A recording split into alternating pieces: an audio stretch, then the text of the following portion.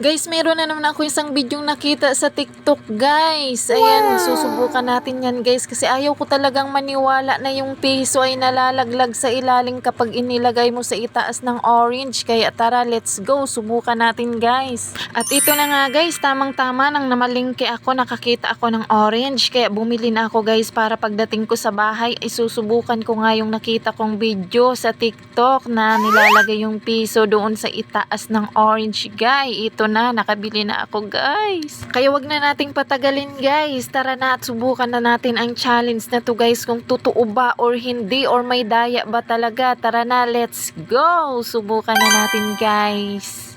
At ito nga, guys, nakakuha na ako ng tubig, guys, dahil excited na talaga akong masubukan kung totoo nga o hindi itong nasa bidyong to. At tamang-tama, guys, yung tabo na nakuha ko ay kasing katulad din ng nasa video, guys. At ito na nga, guys, ang tubig natin, dinala ko lang dito sa may sala namin para mas maigi nating makita ang resulta ng gagawin natin kasi mas maliwanag dito, guys. At ayan, meron na akong orange, ilalagay na natin yan dyan sa loob ng tabo na may lamang tubig, guys. At ayan nga, guys, kung nakikita nyo, guys, inilagay ko na yung orange sa loob ng tabo na may lamang tubig, guys. Tingnan nyo, lumutang siya, guys. Parang totoo nga, guys. Dito pa lang nakikita ko na parang totoo nga siya. Ito, meron ako ditong mga coins. Kukunin ko to, guys, para gamitin natin. At ayan na nga, guys, ang mga coins na nakuha ko sa wallet ko, guys. Ayan, sisimulan na natin, guys. Pero parang napasobra ata yung tubig na nailagay ko dito sa tabo, guys. At syempre, ang gagawin natin dito, dahil napasobra atang paglagay ko ng tubig, ay babawasan natin ng konti para maiwasan ang pag-awas ng tubig, guys. O, ayan na, sisimulan ko na, guys, ang pagpatong ng piso. Watch and learn. Syempre, sa paglagay ng piso ay dadahan-dahanin natin, guys, para hindi agad malaglag sa ilalim, guys. Inayos ko pa nga dyan kasi parang hindi pantay ang pagkalagay ko ng orange, pero kusang bumabalik yung orange, guys, kaya hayaan na lang natin. Ayan, sisimulan ko na, dandan lang.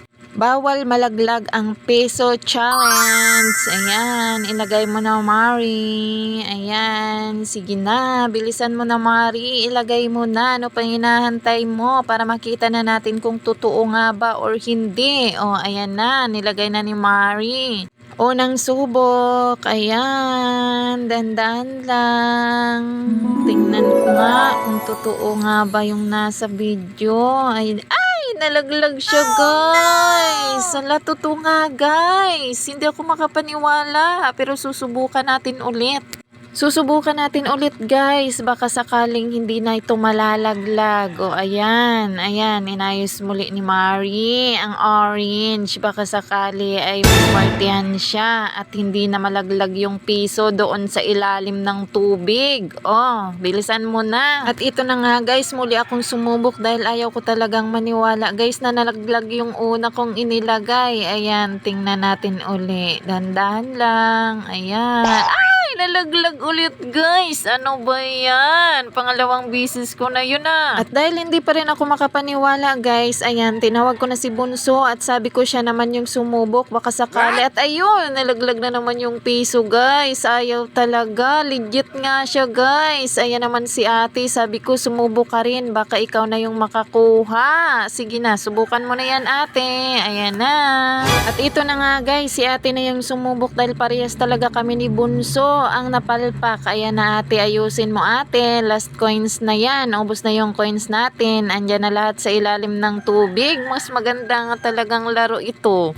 Lalo na kapag nasa tindahan, ilagay mo to sa harapan nyo, tapos magpalaro ka. Siguradong makakaipon ka ng coins. Siguradong panalo ka sa maghapon nito, guys. Ayan si Bunso, oh, ayaw pa rin tumigil. Oh, subok pa rin siya ng subok. Oh, meron pa palang natitirang 2 piso. Ayan, nalaglag na naman. Ayan, sige pa. Subok pa. Ayaw niya talagang tumigil. Oh, ayun, nalaglag na naman. Ayan, last na yan. Sige, ilagay mo pa. Oh, wala ka ng pangbaon sa school. Oh, ayun, nahulog na naman. Oh, anong masasabi mo, Bunso? At ayun na nga, guys, natapos na yung challenge na nakita natin sa TikTok at napatunayan natin na legit talaga siya, guys. At ako rin hindi makapaniwala. Pero nang naubos yung coins ko, syempre naniwala na ako. At hanggang dito na lang, guys. Thank you for watching.